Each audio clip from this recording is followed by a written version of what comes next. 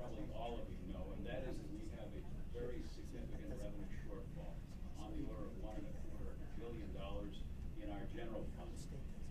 And even if you consider the savings from prior budget cuts, upward adjustments in the revenue forecast, which the governor announced last month, it's still a very significant sum of money, and it means significant cuts that are likely to be forthcoming.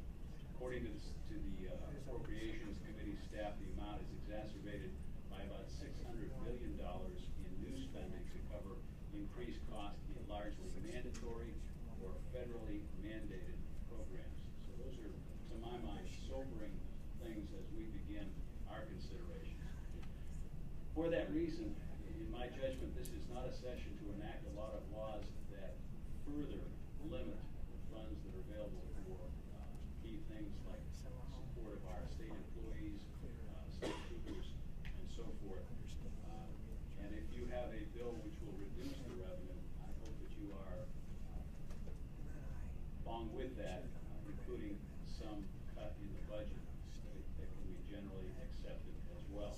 I will note that I am carrying legislation that would significantly dial back on one of the land conservation tax credit program, as many of you know that I have, and I know many of you have been very supportive of. But I think at a time when our state troopers there are state troopers on food stamps, it's time for us to think very long and hard about those tax preferences that we have.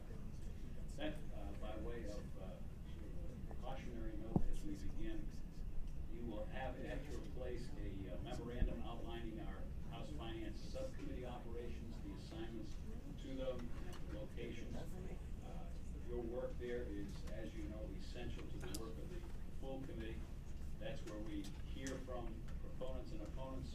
We take a look at the details of the bills, putting them in the best posture through amendments or substitutes.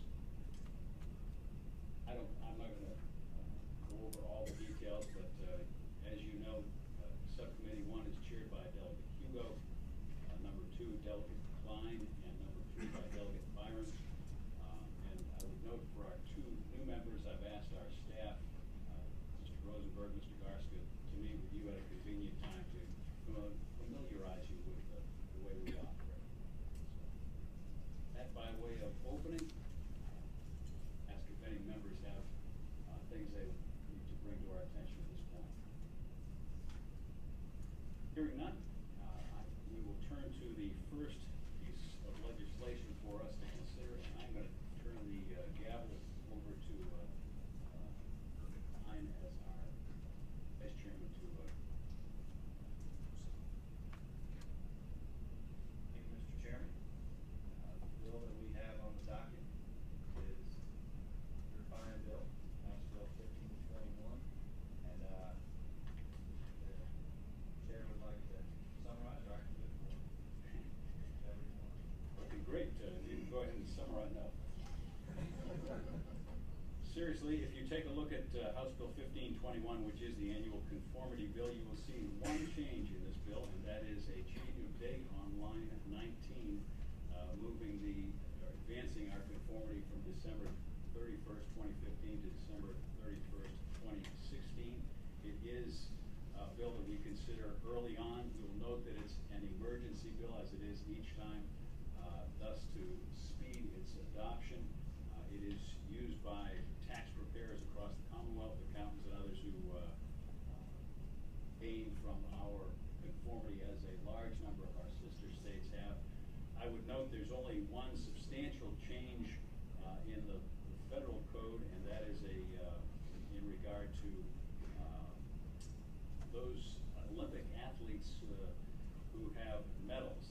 Legislation excludes from gross income the value of any medal awarded or prize money received from the U.S. Olympic Committee for competition in the Olympic Games. Move the report. Second. All right, there's a motion and a second. We recommend approval. Any discussion on the bill? We didn't hear from the audience. I'm assuming there's nobody here wishing to speak for or against the bill.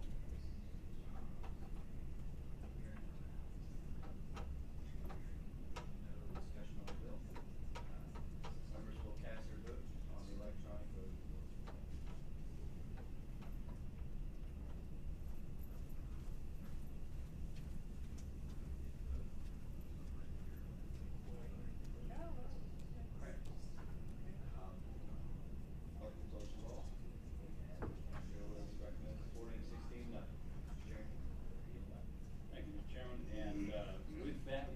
concluded our business. I wish I could say that every meeting we have this